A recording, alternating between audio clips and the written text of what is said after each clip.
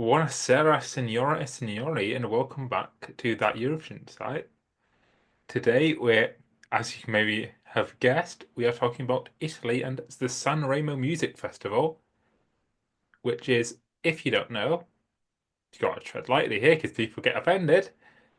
It is a song competition that's held in Italy every year that also happens to select the Italian representative for Eurovision.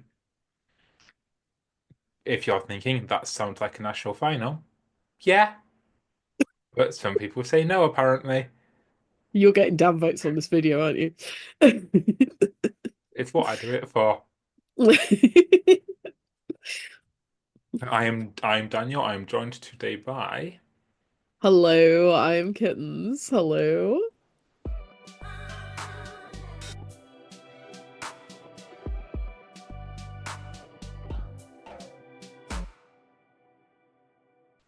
and let's just get started.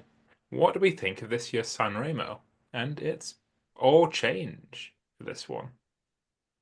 Yeah, I think that's the thing with this year's Sanremo. It's so hard to judge what this year is gonna be like because there is a massive void left behind by the departure of Amadeus from the program. And whatever you think of him and whatever you think of his hosting, I think he was generally very beloved, and the direction that he had taken the competition in, was right up there. And there are some big shoes to fill, I think is the best way Yeah. to say it. I'm going to start off by saying that the changes that we have seen so far, I'm not a fan of, especially in regards to Sanremo Giovani, because I think we progressed past the need for it being its own thing. I don't feel like people would necessarily care about something being tacked on. Just, I think Clara was in it because of Sanremo Giovanni last year, and her song was great. It was one of the best songs. Look, me and Like, Daniel are agreeing on the song. This is so the people coming through this show are clearly good enough to be in it by themselves. I think just a few years ago you had like Mahmoud winning it, and he's just like famous in the world now. So it's clearly a pipeline that was working, and I don't know why it needed to change. it is a little bit baffling, I agree. And I mean, it's it just seems weird to have that kind of going off the back of the competition and not really be linked to the competition part of the competition. And it's kind of like this is a bit of a wasted potential. Hmm. I mean, I we've had a also lot feel of like the messaging of it has been very weird consistently. That they've been trying their best to like not give us a good idea of what is going on. Because the amount of time I had to spend researching if there was like five or six Sanremo Giovanni shows. Yeah, I just feel like that communication has something about maybe it's the language barrier because we're approaching this from an international English speaking angle, but especially in the things that were communicated like across platforms, it was weird that they didn't really give definitive answers on much. Like it was a little bit like just unpicking something yeah, very complicated, we wasn't didn't it? really know to to what extent like Catalan was involved in Sanremo Giovanni until like it happened because they said, "Oh, it's a lot of it was just things Carlo Conti said when he got invited onto TV." And I Yeah, feel like there was a whole thing, wasn't there? Then Carlo Conti made some sort of joke about there being like additional artists or something. Yeah. And because everybody was so confused by the situation, everybody took it serious for about 15 minutes before we all worked out no, it was actually a joke or something like that. I feel like for something as gargantuan as Sanremo, and they surely know that this is an international thing that even people who do not care about Eurovision will be watching. Just get your messaging right, because you are just going to make it harder for people like us to follow along. And there are a lot of people like us for Sanremo. There are a lot of people like us for Sanremo, but also I think If you look at like a realistically, Sanremo tweet and go in the quote tweet, it's not people speaking Italian, it's people speaking Spanish. but Like equally, this is I think international. to a certain extent there is it's at least from like my perspective there is this perspective of we are producing content for Italians, and I think that's absolutely fine. But do they know what's going on? But it's a weird situation to be in where, you know, I know this isn't a national final effectively, but you know you have an international audience, and yet you are not even a hello or something, not even a nod to it. It's weird, but I totally get why. If they want to just keep it to Italian people or people who speak Italian at the very least, then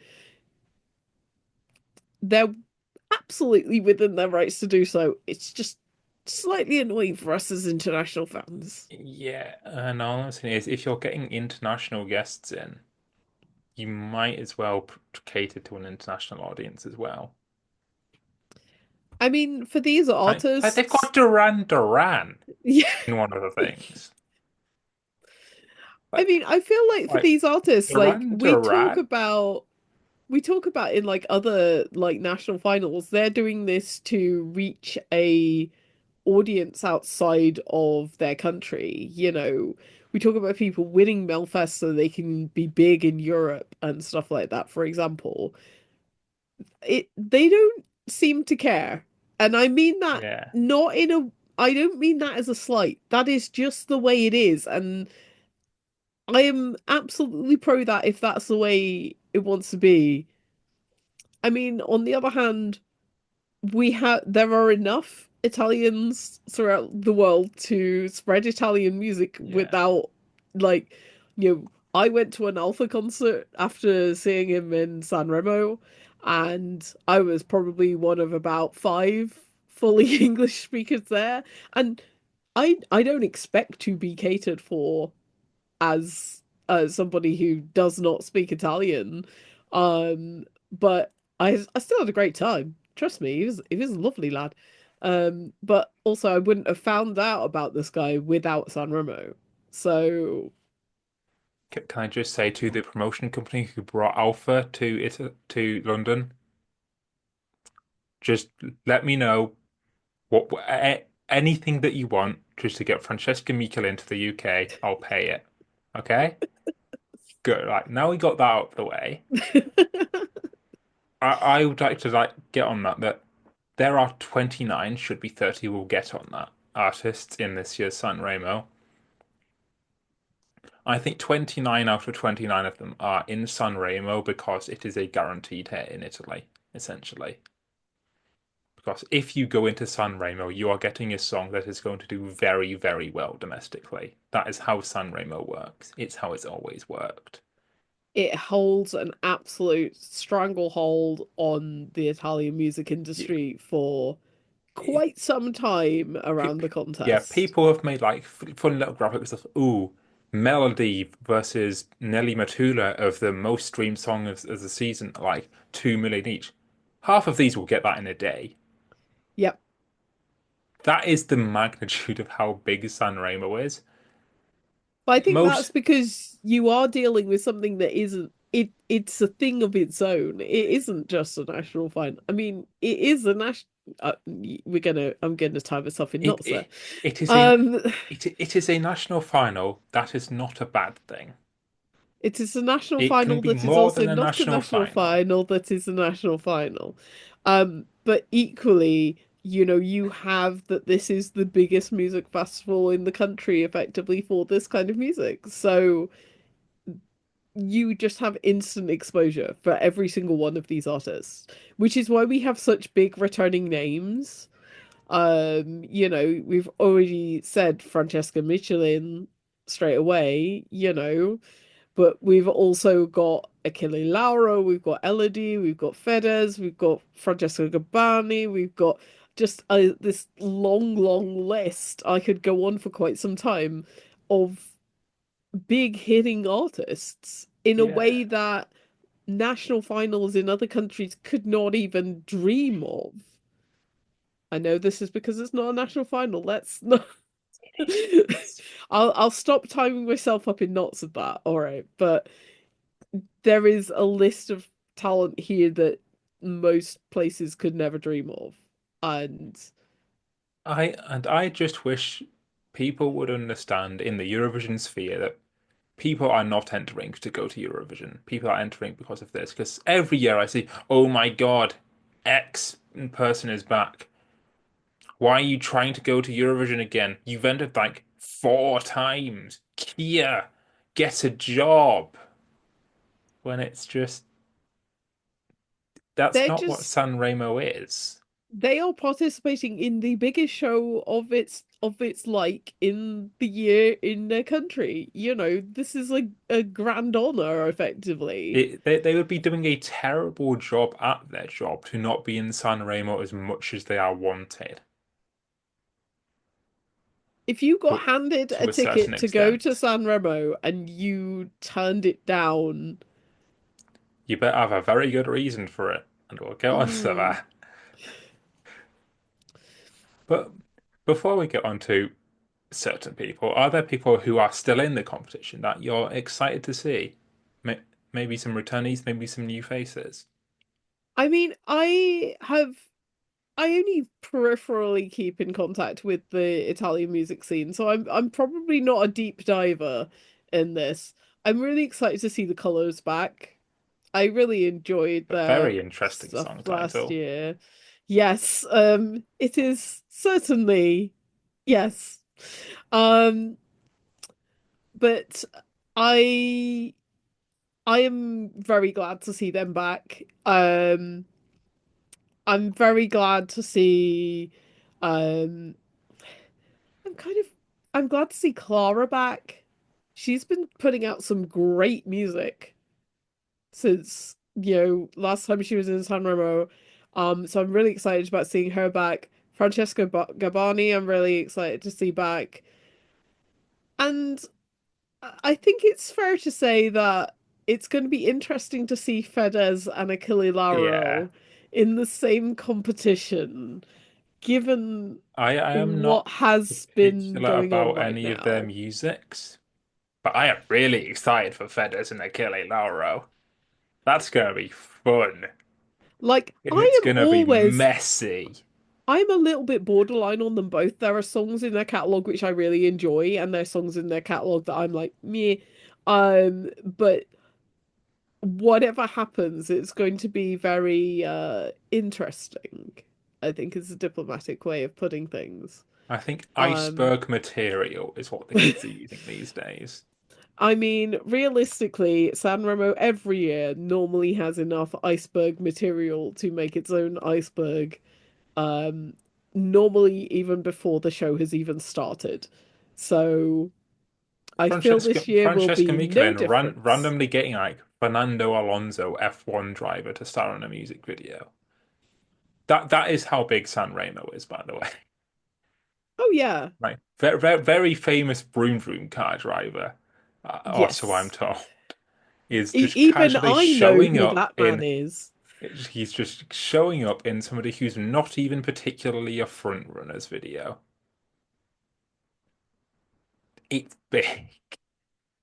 It's a big deal. So, yeah. Who are you excited for that isn't Mm. Francesca Michelin? I mean,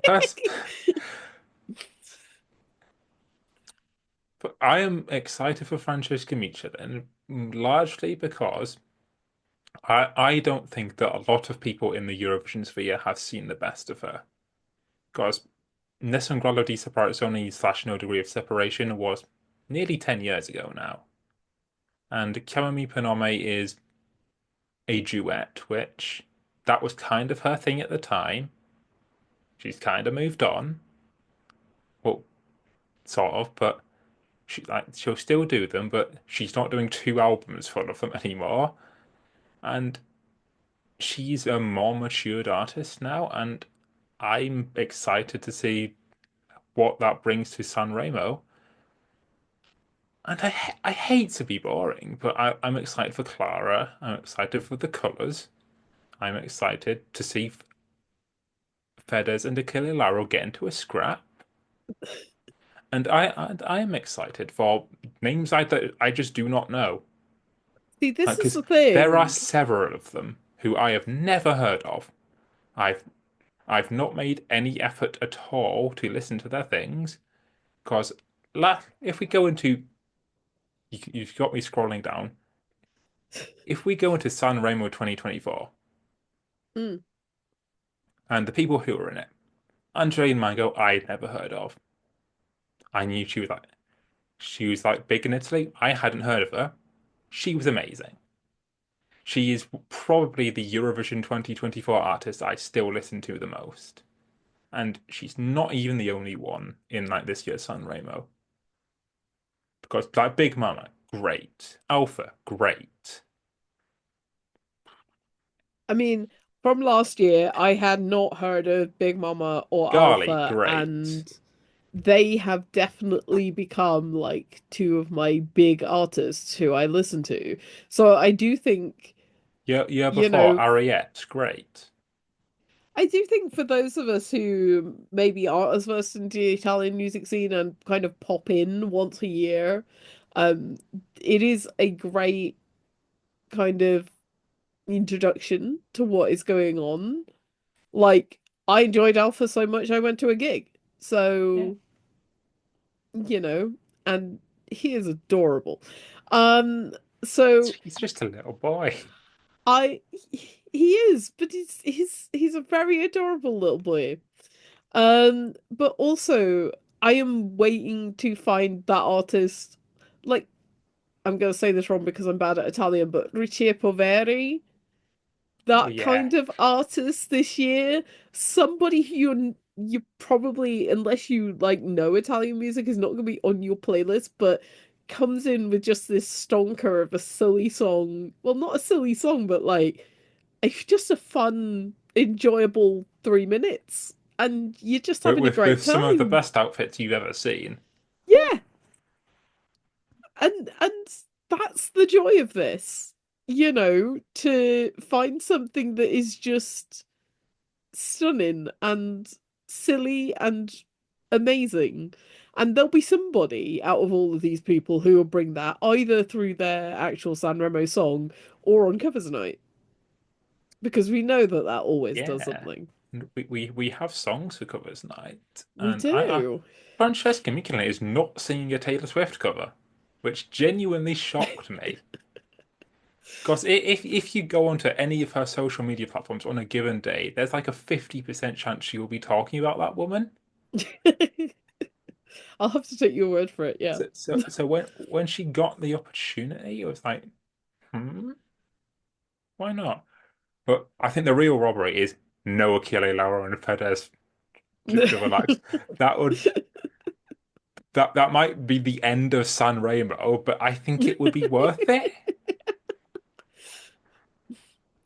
I mean, the name that jumped out at me from the list of people who are doing the cover acts is actually Offenbach, because that is gonna go off.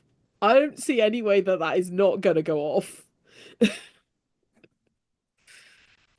But I think there is a lot of, covers night is always a delight. and Yeah. it's where the artists get to take things a little bit less seriously, or a little bit, or if they are not quite a serious artist, sometimes they do show a more serious side. And I think that is, I know a lot of people say, oh, don't worry with covers night. It's not like, you know, but it is a delight, but it's a delight in a very different way to the rest of the competition. Yeah. It just feels like a bit of This a is not Festivali King is Nostalgia Night. no, it just feels like a bit of a in the proceedings in the best Yeah. possible way. It's there's it does affect rankings a bit, but not as nearly as much as the other nights do. So No, it's not a sort of yeah. case where the people who are not trying to win anyway, they just want to be there. They're happy to be there. They're gonna have a great time getting like Alessandra Amoroso back from last year to do a cover of If I Ain't Got You. That's just I'm sure that the Alessandra Amoroso and the Serena Brancali fans at home will be loving that 3 minutes. That's essentially what this is for. And it just feels like such because the first three nights always feel like serious Long. business. And then although this is serious business like artistry wise, cover night just feels it just feels like the pressure's off a little We bit had and it's I thought nice. 65 turned up last year, Yeah, we've had some cracking songs out of covers night. including the best performance ever done on a Eurovision related stage. See if you can guess which one. So, I think it's time that we talk about the 30th act in Sanremo this year because it's when I saw this notification, I was like, Sanremo is back. Because Emma's killer, he sadly withdrawn from Sanremo. Uh, if we think about some of the reasons people have withdrawn from other shows this year, the LA fires, turning up late and getting disqualified, the entire country just packing it in, health issues. This guy has withdrawn because of connections with the mafia and football hooligans. Allegedly? Uh, uh, I, allegedly. yes, Allegedly. allegedly, due to legal issues. Yeah, the thing Um, is, he didn't get kicked out. He withdrew, which is what is making me go, hmm. and we've had a lot of withdrawals and disqualifications this year. It's been an interesting year to be a Euro fan in 2025.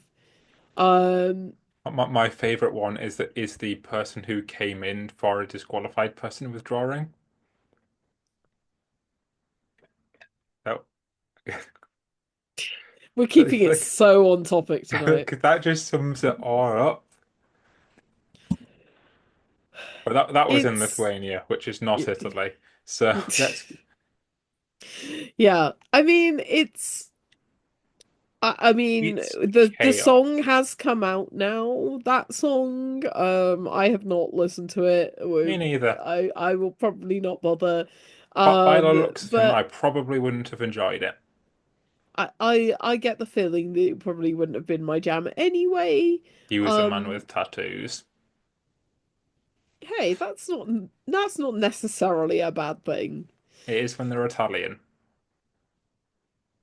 Maybe I But don't know enough Italian men. I mean, Achille Lauro oh, is right oh, there. on the so on the chaos, what Sanremo is really known for is FantaSanremo. Oh, FantaSanremo. The For serious those who don't business. know, it's essentially what when I think you know better than me. Can you explain FantaSanremo? It's fantasy football, but with artists and Sanremo. And it's only partially about their actual like what they score on the night. So like where they become placed in the actual like um, scoring and all that kind of stuff.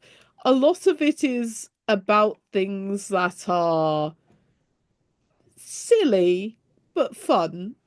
I think that's fair to say. Yeah. Um, that you kind of get bonuses and you get minus points for various things happening throughout the I night. think like if they Um, give the conductor their flowers, they get 10 points or something. That's one of the tamer ones. yeah, and there's something that there's normally one about stealing a handbag from the audience. Yes. All sorts of like various And there's also artist specific ones, which I love. yeah. Like last year there was Darj and Jamaica wear sunglasses, 10 points. So free 10 points. But yeah, they get minuses for say not thanking at the end of the performance. They get minuses for falling down the stairs. They get minuses for having a fight. That's why I don't have a Kelly or Fedez. They get all sorts of things. But yes, the things like thanking the conductor, stealing handbags from the audience, wearing sunglasses, etc. Um, it is a little bit of joy. And at the time of recording, there is still 3 days to sign up. So Sign if up. you're watching this, get on it. It's very silly. All you need to do is pick a team of artists and get your friends in and get them to pick artists as well. Um, we'll see how we do. We'll see how we do. We do I, have a TES league, of course. So we'll see how we get on in TES. I Um, think last year I was like so was really like neck and neck until like the final day where like actual results came in and I just tanked that sounds about right. because Yeah. I built the entire thing based on who could mess things up the most. S- Yeah. It's very interesting, but FantaSanremo is very much part of the fun. So if it is your first year watching Sanremo, you should definitely get in on I'm FantaSanremo. sure you can just like find a league full of like anyone people who like have anyone and just have a whale of a time. It's just very, very silly and just a good time. It's just a good time. And the artists are very aware of this game Yeah. as well. So The last week on my TikTok, I've seen Francesca Michelin just they have like fake drafts or something where they're like given like say do you want like Fedez or Arama and they'll say Fedez. You know like the filters that like flash up on your head. oh yeah, where you go. Yeah, they know that they are They well aware absolutely know. and they will do everything possible to get as many points It because yeah, they've probably got themselves as their own captains because they'll be playing. yeah, which is part of the fun of this. They also do a Fanta Eurovision, but because the artists normally aren't as clued into it, it doesn't kind of come off quite as fun. But because of Santa Sanremo being an Italian thing, the artists are very into it and it's very silly. And yeah, that's our top tips at TES. Go play Fanta Sanremo. You have a clue what's going on, but it'll be great. And finally, I'm gonna put you on the spot because we Sanremo works in a Oh way God. where we don't have songs yet, so we don't know who our favorites are gonna be. We don't know which the best song's gonna be. Completely blindly, who is gonna win Sanremo? Uh, Elodie? Hmm. Wild bet Elodie. Purely because of how much I think it could cause like chaos. And I think people could back Fedez in the same way that Giolier got so much televote last year if he just goes full goblin mode. and just starts causing as much chaos as humanly possible and just gets everyone behind him. So I'm going FedEs. Well, we'll just have to, people will have to come back and see whether you're right on the after show. I cannot wait for FedEs 29, LD 28. That's how these things work. Did you see the Spain pre-predictions? They were Mm. awful. Yeah, yes, my pre-predictions for Spain were absolutely terrible, I It's have to what you say. come here for, really. Yeah, so unfortunately we have now cursed Elodie and Fedez. So neither of God, I should have those said will Arama. win. Neither of those will win. So the TES curse will have to go on for another one. So yeah, So we're just that influential. I think that's our time. Thank you very much for Kittens for joining me, and Thank you. thank you for watching. Have fun watching Sanremo. If it's your first time, it won't be your last, trust me. And I have been Daniel. She's been Kittens. Be sure to follow that Eurovision site on everything that is just down in the description. And while you're down there, check if you're subscribed. If you're not, subscribe and leave a comment about your hopes and dreams for this Sanremo. Who do you want to win? Who do you think's going to win? All that's left to say now is goodbye. Goodbye.